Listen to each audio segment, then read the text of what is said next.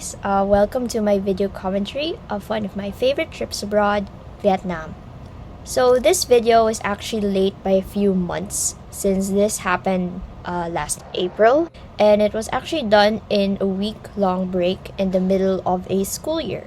So yeah, I just edited this in the summer break that I had, and this is the only time I was able to upload it just before school starts again. Anyway, despite this trip being a bit short, my mom planned the whole itinerary out with all the bookings done beforehand, but also leaving some time for spontaneity so that we could actually maximize our stay, since we wanted to make the most of it. Overall, the stuff that I knew about Vietnam was very surface level, so most of it from the movies that I only searched online, and some from that viral TikTok song. But still, you cannot say you know a country unless you've actually been there. So here's how it goes. On the first day, we landed at Hanoi, the capital of Vietnam. Interestingly, it's one of the cities untouched by America during the Vietnam War. I've always thought that Vietnam's capital was Ho Chi Minh, but no, the capital is actually Hanoi. Although Ho Chi Minh, or also known as Saigon, is considered to be the largest and most populous city of Vietnam. The capital city, Hanoi, is actually where Ho Chi Minh is buried, or that's where his resting place is. As for our accommodation, my mom checked us into an Airbnb suite at Westlake since it was said to be much quieter as compared to the other districts of Hanoi, and also it's where the foreign expats usually stay. True enough, it's a relatively quiet area and you really don't see much motorcycles here. But just from the walking, you would actually see that it's a residential area. This is also an interesting perspective since it actually shows what it's like for foreign expats to live in Vietnam, especially in these quiet neighborhoods. We also got to view their interesting architecture, which are mostly actually rectangular in shape as well as very tall in height.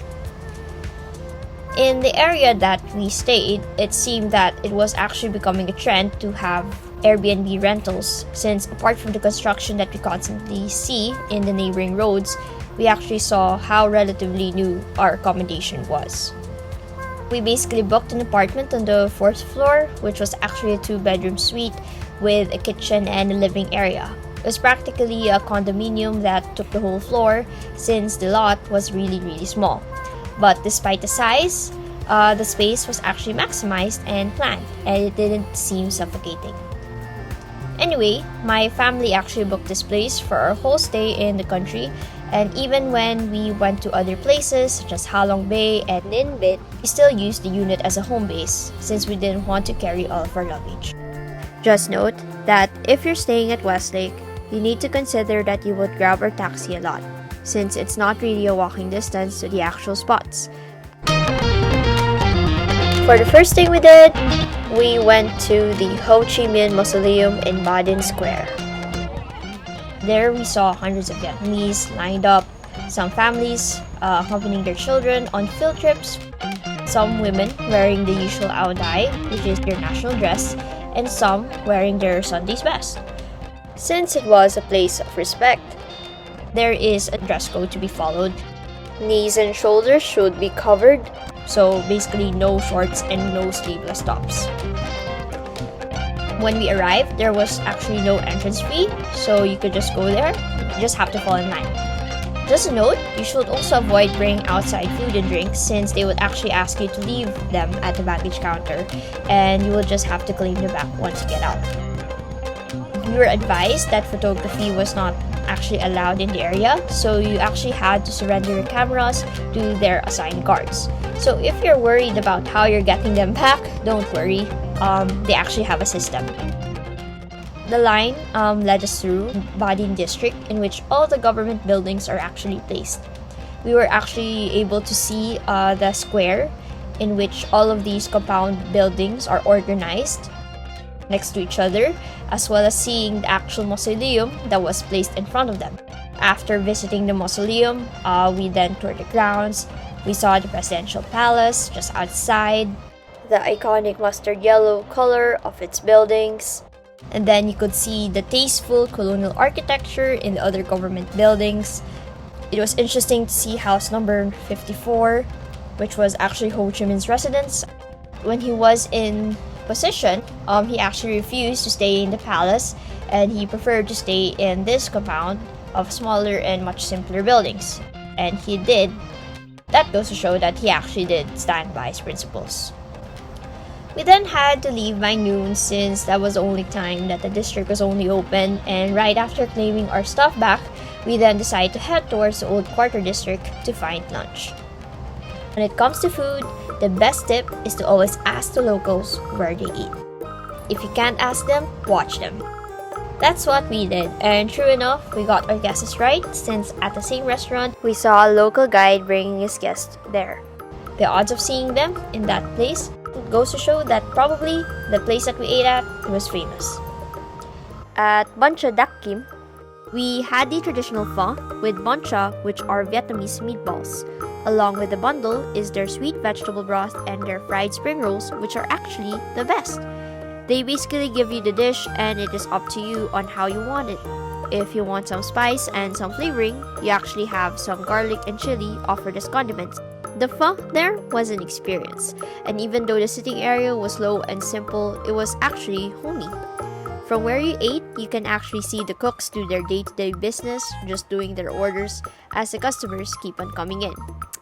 We liked the pho so much that we had to get back a second time.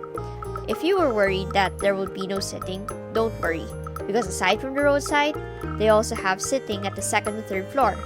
Overall, it was a fun and immersive experience since aside from enjoying the food, you would also be enjoying the view of the usual commute. As you have noticed, the roads in Vietnam are a bit narrow. Usually, in this part of Hanoi, it's not through cars. Most of the time, it's motorcycles. In this district, in the old quarter, you either walk, you bike, or you motorbike. Well, another option was the rickshaw, which is actually used to be done by people literally pulling you around. Good thing is, progress had led to some changes, leading the Vietnamese to actually attach bikes onto them to just push. So they usually do this for tourists since this kind of transportation is not actually efficient for getting from one place to another. It's more of a joyride and seeing the sights. In order to have the quickest way in getting a glimpse of everything, we opted to take the rickshaw from the noodle shop and then we set our way towards the lake because that's where the water puppet theater was. Seems cliche and boring that we would pay tickets for a puppet show, but if one were to watch it, you would actually find that it's a much sophisticated art. And to add music and theatrics which combine thrill and humor into the scene, you would actually understand how Vietnamese people were entertained back in the day.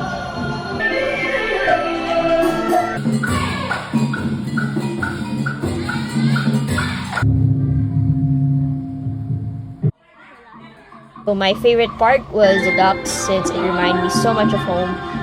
And also, they have the most accurate depiction on how ducks actually sound like.